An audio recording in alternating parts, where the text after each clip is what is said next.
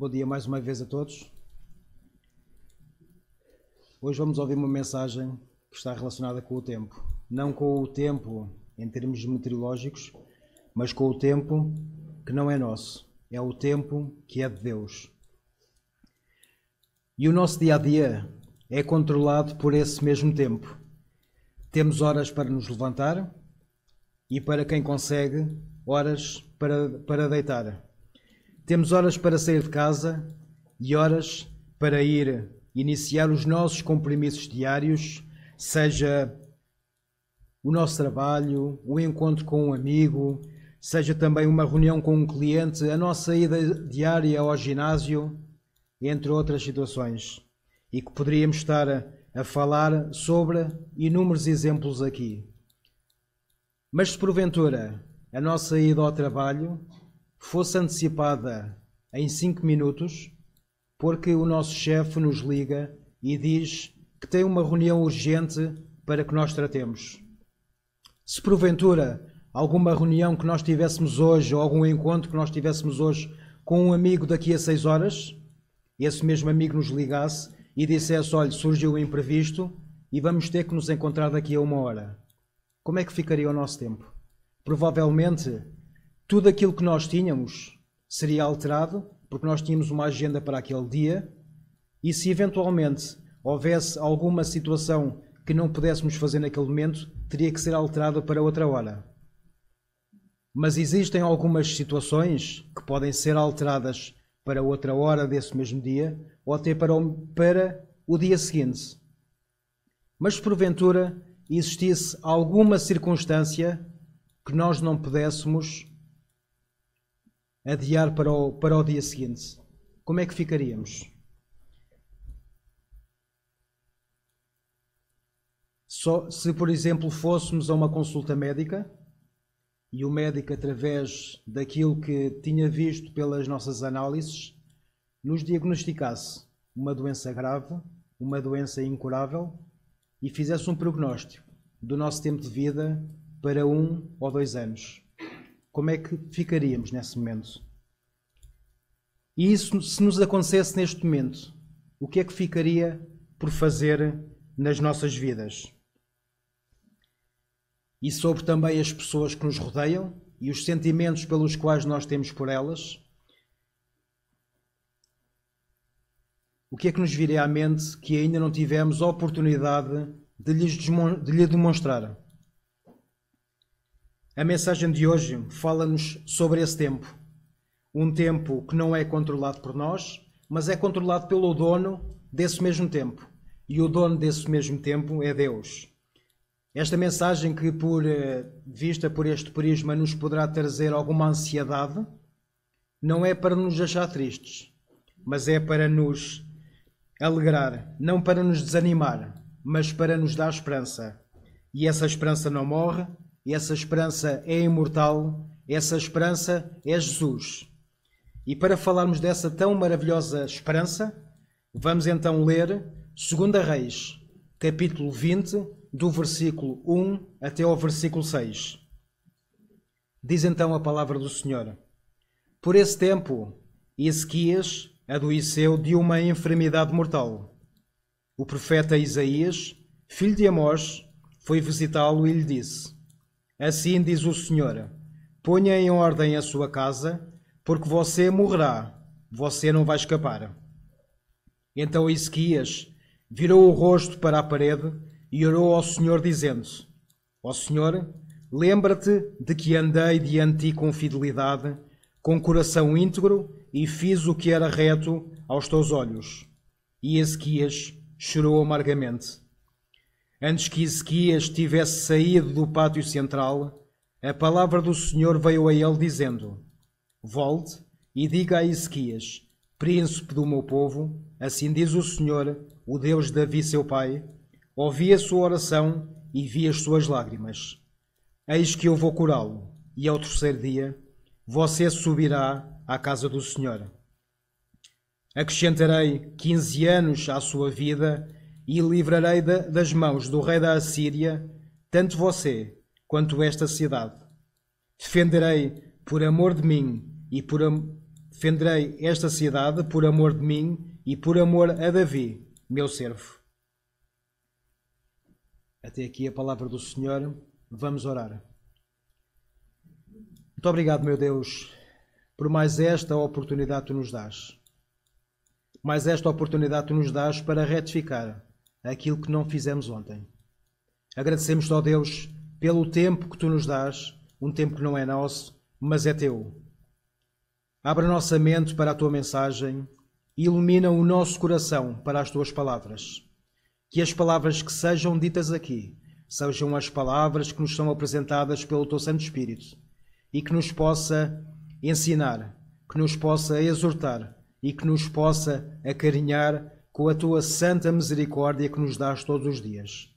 Acompanha-nos não só hoje, bem como também pelo resto das nossas vidas. É assim que oramos, em nome do teu Filho Santo, querido e amado Jesus Cristo. Amém. A história de Ezequias é contada em 3 livros da Bíblia. Temos então em Isaías, temos em Crônicas, em 2 Crônicas e aqui também em 2 Reis, que vais desde o capítulo 18 até ao capítulo 20. E em Mateus 1:9, ele próprio é mencionado como fazendo parte da genealogia de Jesus Cristo. Começou a reinar aos 25 anos de idade e reinou durante 29 anos em Israel, em Jerusalém, aproximadamente entre 715 a 686 a.C. Ezequias em hebraico significa Javé é a minha força. E tal como indicado nesta passagem, ele era contemporâneo do profeta Isaías. Nos livros da Bíblia onde é contada a sua história, diz que ele restabeleceu a casa do Senhor em Jerusalém. Aboliu todos os cultos a outros deuses que não eram os deuses de Abraão, de Isaac e Jacó, e também destruiu todos os templos onde Deus não era cultuado. Em 2 Crônicas 30:26 diz mesmo que houve grande alegria em Jerusalém, porque desde os tempos dos dias de Salomão, filho de Davi, rei de Israel, não havia acontecido coisa semelhante em Jerusalém. Ou seja, há mais de 200 anos que Deus não era celebrado daquela forma em Jerusalém. Por isso tudo, a Bíblia conta-nos que o rei foi feito prosperar por Deus e que Deus deu-lhe tudo em riqueza. Entretanto, ele fica doente. E é aqui que começa a mensagem que acabamos de ler hoje. Neste momento, o rei Ezequias estava com uma enfermidade mortal. Mais à frente neste capítulo, diz-nos que era uma ferida, uma chaga, uma úlcera, dependendo também da versão da Bíblia que ele nos dá. O texto diz-nos, e é isso que importa, que era uma doença mortal, ou seja, que seria incurável do ponto de vista humano. Isaías, o profeta do rei, foi ter com ele, o profeta de Deus, foi ter com o rei para o alertar que ele deveria colocar a casa em ordem, porque em breve iria morrer e não iria escapar. Mas o que significa colocar a casa em ordem? Significa que ele deveria deixar tudo de forma organizada para que ninguém fosse apanhado desprevenido. Colocar a casa em ordem é preparar o futuro. Colocar a casa em ordem é restaurar tudo aquilo que foi danificado, para que quem cá fique não apanhe com os telhaços. Este colocar a casa em ordem, que Isaías estava a alertar o rei, era também relativamente à sua ligação para com Deus. Até aquele momento, segundo a Bíblia, a sua vida tinha sido de acordo com o propósito que Deus tinha estabelecido no seu coração. Acabou com a idolatria em Israel, derrubou os ídolos a outros deuses, mas isso não deveria acabar. A sua obra deveria ter continuidade. E para nós que estamos aqui hoje, o que é que significa colocar a casa em ordem? Ou arrumar essa mesma casa? A forma de sabermos o seu significado é através do livro que Deus nos dá, que é a sua palavra viva e que nos exorta para que nós andemos sempre de acordo com os seus preceitos. E se ela não nos exorta, ou das duas uma, ou é porque não a lemos, ou então porque já deixamos que o nosso pecado preenchesse também o nosso coração. Se neste momento fôssemos avisados de que deveríamos arrumar a nossa casa porque iríamos morrer, o que é que faríamos? Que não o fizemos até agora. Façamos mesmo uma reflexão. Espiritualmente falando, o que é que iríamos consertar que ainda não o fizemos por falta de tempo, por falta de vontade ou porque foi apenas planeado lá mais para o futuro? E seria mesmo necessário alguém informar-nos que iríamos morrer para que aquilo que ainda não fizemos até agora pudesse ser mesmo feito? Tal e qual como foi exemplificado no início dessa mesma mensagem, ouvimos falar de casos de pessoas que vão ao médico e o médico lhes antecipa a vida. Lhes dá um prognóstico curto porque têm uma doença incurável. Então, qual é que é a diferença entre as pessoas que tiveram esse mesmo prognóstico e as pessoas que estão saudáveis? Que ainda não lhes foi diagnosticada alguma doença. E qual é que é a diferença entre essas pessoas e nós mesmos? Tendo ou não um diagnóstico de uma doença incurável, todos nós sabemos que desde o nosso nascimento, todos os dias da nossa vida estão contados. Pode parecer frio falarmos desta forma, mas todos nós temos um prazo de validade. O que nos distingue de um qualquer produto do supermercado é que o nosso prazo de validade não está carimbado. E nós não sabemos quando é que irá ser o nosso dia. Mas independentemente do nosso prazo ser diagnosticado ou não, todos nós vamos morrer fisicamente um dia. Podemos ficar tristes porque neste momento estamos a falar de uma situação que está relacionada com a morte. Mas quer nós queiramos, quer não. Isto não só vai acontecer para nós, bem como também para todas as pessoas que nos rodeiam. Mas a nossa tristeza não deverá ficar absorvida por esta morte física, mas por aquilo que ainda não consertamos. A nossa tristeza não deverá ficar absorvida por aquilo que nos sentimos incompletos, relativamente àquilo que ainda não fizemos para com o mundo, mas para com Deus. A nossa tristeza não deverá ficar absorvida com situações finitas, mas com as situações eternas. E o único estado eterno é aquele pelo qual nós iremos passar em comunhão com o nosso Senhor Jesus Cristo, que é a própria eternidade. Mais adiante no texto, depois de ter sido alertado pelo profeta Isaías que iria morrer, o texto informa-nos que Ezequias, com uma grande tristeza, virou o rosto para a parede e orou a Deus. E relembrando tudo aquilo que tinha feito e que andou sempre com um coração de acordo com os seus propósitos. E também nos informa que depois disto tudo, ele chorou amargamente. Ezequias, quando diz que tinha um coração íntegro, em hebraico significa que tem um coração reto, pleno, completo e perfeito. E quando nos diz que chorou amargamente, também em hebraico, significa que o fez de forma humilhante, de lamento e com lágrimas de desespero. O rei estava habituado a presenciar a morte. O rei ia a batalhas e também sabia que, para ele, quer fosse de morte natural, quer fosse por uma situação que estivesse relacionada com uma batalha, o seu dia também iria chegar. Mas por muito que digamos que estamos preparados, ninguém gosta de ouvir falar neste mesmo dia. Ninguém gosta de ouvir falar da nossa morte física.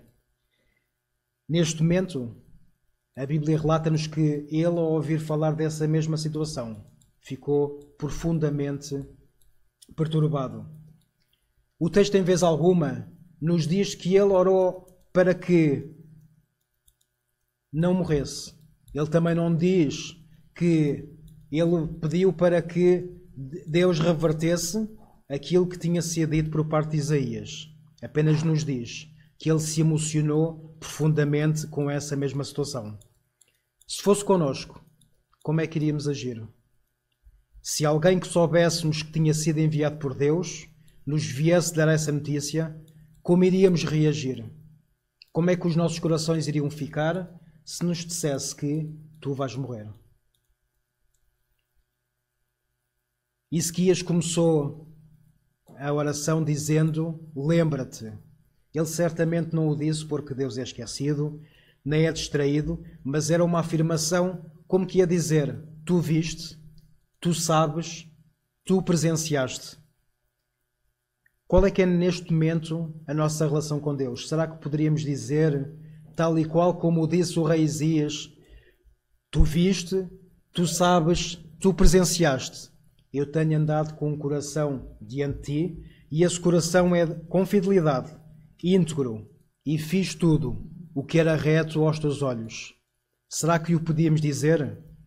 Se o podíamos dizer, peçamos a Deus que nos continue a fortalecer o coração de forma a que possamos continuar a sentir a sua presença profunda. Mas, por outro lado, em consciência, não o pudermos fazer. Então, o que nos falta para podermos afirmar aquilo que disse o rei Ezequias? Quem atesta se o podemos dizer ou não é apenas Deus, que em segredo nos conforta e nos coloca o seu amor no seu coração. Mas se não o conseguimos dizer, o que é que falta para arrumar a nossa casa?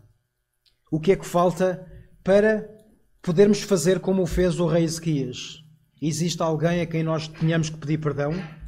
Existe alguma situação que ainda não esteja resolvida?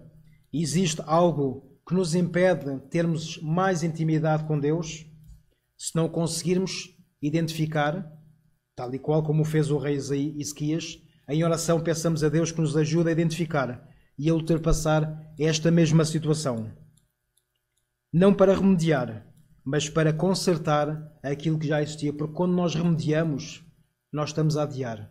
Quando consertamos, restabelecemos tudo aquilo que já tinha sido feito. E tudo aquilo que tinha sido feito é perfeito, porque foi feito por Deus. Jesus, quando nos salvou, Ele não veio para remediar a situação. Jesus, quando morreu na cruz, Ele veio para restaurar a relação que estava danificada entre nós e Deus devido ao nosso pecado. Essa restauração não foi provisória. Essa restauração foi definitiva e essa restauração foi paga pela sua morte física. Essa restauração permite que nós vivamos com Ele eternamente, ao lado do seu Pai. Mais adiante, no versículo 5, enquanto o rei se debatia com esta mesma situação, Isaías estava a sair, mas Deus alertou disto e pede para que ele retorne e diz que ele o iria curar. E no versículo 6 diz que ele não iria morrer naquele momento, mas que ainda lhe iria acrescentar mais 15 anos à sua vida. Este texto relembra-nos que só alguém que tem o poder sobre a nossa vida nos poderá curar. No início do texto é-nos dito que o rei Ezequias tinha uma doença incurável. No entanto, para Deus não há impossíveis, porque tudo é dele e tudo é para ele. Se neste momento nós nos estamos a sentir tristes com alguma doença ou alguma situação pelo qual nós estejamos a passar, peçamos a Deus para que faça também um milagre na nossa vida. E Deus conhece toda a nossa história, conhece toda a nossa vida. E só Ele tem o poder de acrescentar ou diminuir dias a esse preciso momento. Ele não é apenas o conhecedor desse mesmo momento. Ele é o produtor e Ele é o realizador desse mesmo momento. Desde o dia do nosso nascimento, que é iniciada a contagem decrescente para o dia da nossa morte física. E apenas Deus sabe a hora, o dia e o segundo quando isso irá acontecer. Porque Ele assim o definiu. E este momento pode ser daqui a um dia, bem como também pode ser daqui a 50 anos.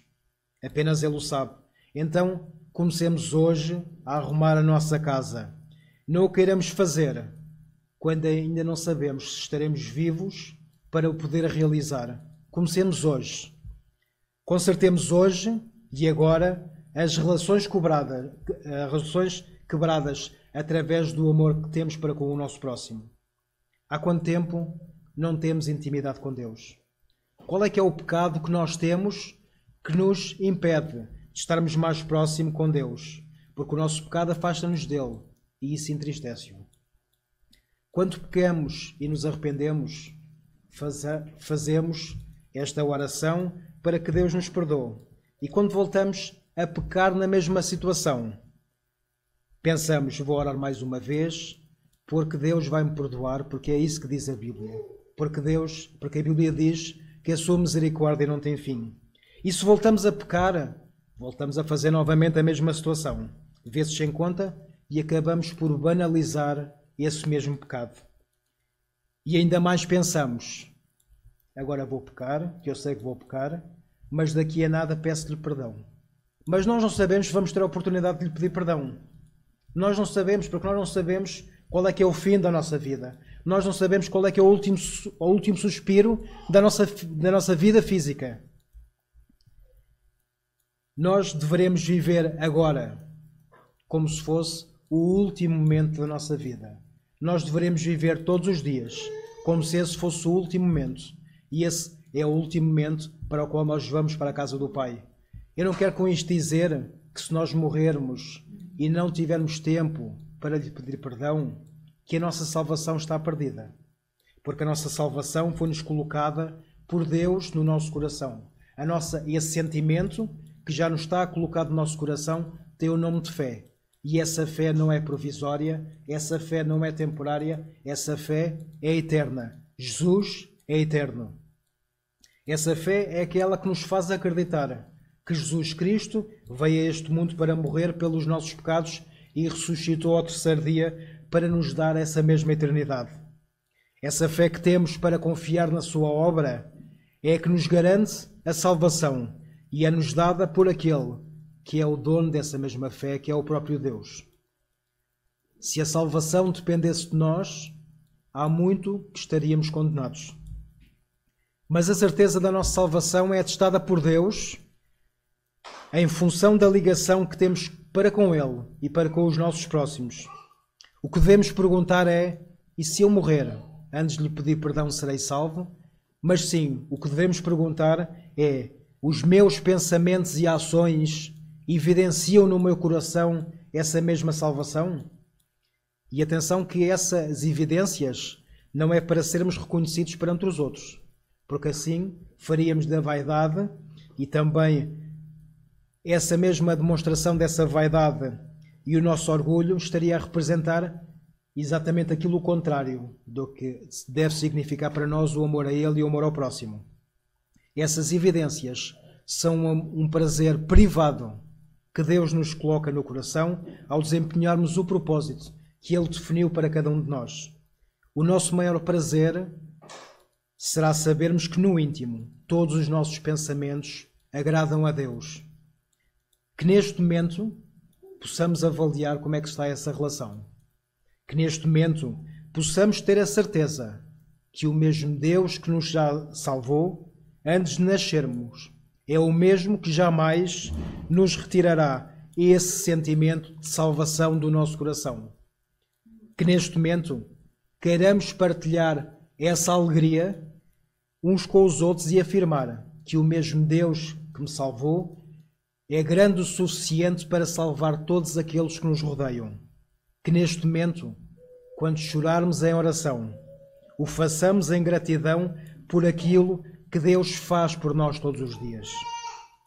Que este chorar não seja de tristeza, mas que seja um chorar de alegria, porque a certeza da nossa salvação já nos foi colocada eternamente por aquele que é dono dela própria, que é o próprio Deus. Que neste momento arrumemos então a nossa casa, a partir de agora, para que, tal e qual como fez o rei Ezequias, possamos afirmar que andamos com ele sempre em fidelidade e que temos um coração reto de acordo com a sua divina vontade. Não sabemos o dia nem a hora da nossa morte física, mas sabemos que ela não nos impede de podermos continuar a nossa relação com Deus. Esta morte física é apenas uma das muitas etapas da nossa existência, mas a nossa existência é eterna, porque a vida que nós temos vive eternamente, porque nós temos fé naquilo que Jesus fez por nós. E Jesus já venceu essa mesma morte na cruz, para que com Ele, através da sua ressurreição, possamos viver também eternamente. Que a partir deste momento, Deus permita que continuemos a pensar e agir em conformidade com essa mesma eternidade maravilhosa que já nos está garantida através pela fé que temos em Jesus Cristo, nosso Rei e Senhor. Que neste momento, Deus, quando chorarmos em oração, Ele possa vir confortar-nos o coração e dizer: eu ouvi o teu clamor. Eu ouvi o teu clamor sincero. Eu sei que tu me amas. Esse é que deve ser o nosso maior desejo para todos os dias. E comecemos a viver a partir de hoje essa mesma eternidade magnífica que Deus já nos deu a cada um de nós. Não esperemos para que nos seja prognosticado nem diagnosticado o nosso prazo, mas comecemos a fazer a partir de hoje, tal e qual como se fosse a última hora, o último minuto, o último segundo da nossa vida. Comecemos a partir de agora a restaurar todas as nossas relações com Deus e também para com o próximo. Vamos orar. Agradecemos-te, ó Deus, tudo aquilo que já nos colocaste no coração. Agradecemos-te esta alegria que tu nos dás, por sabermos que a nossa salvação não depende de nós, mas depende de ti. Por isso te pedimos humildemente, meu Deus, que nos ajudes a restaurar todas as relações que neste momento estão quebradas. Que nos ajudes para que todo o nosso relacionamento contigo seja um relacionamento reto, seja um relacionamento sincero, seja um relacionamento que não tenha curvas, mas que seja de acordo com a tua vontade, que seja de acordo com a tua maravilhosa graça que já nos colocaste no coração. E este relacionamento que temos contigo, também que seja transmitido ao próximo através dessa mesma alegria que já nos colocaste no coração.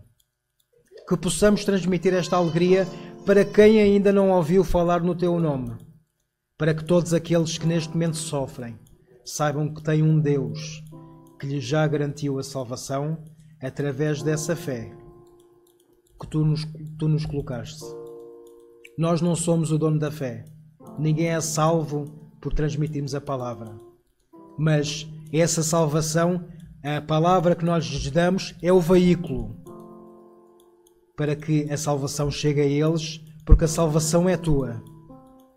E agradecemos-te, Deus, por nos dares a oportunidade, mais um dia, de podermos falar no teu santo nome a todas aquelas pessoas que ainda não o fizeram. Que neste momento possamos transmitir a tua palavra, uma palavra que salva, uma palavra que edifica e uma palavra que transmite segurança, uma palavra que transmite a fé.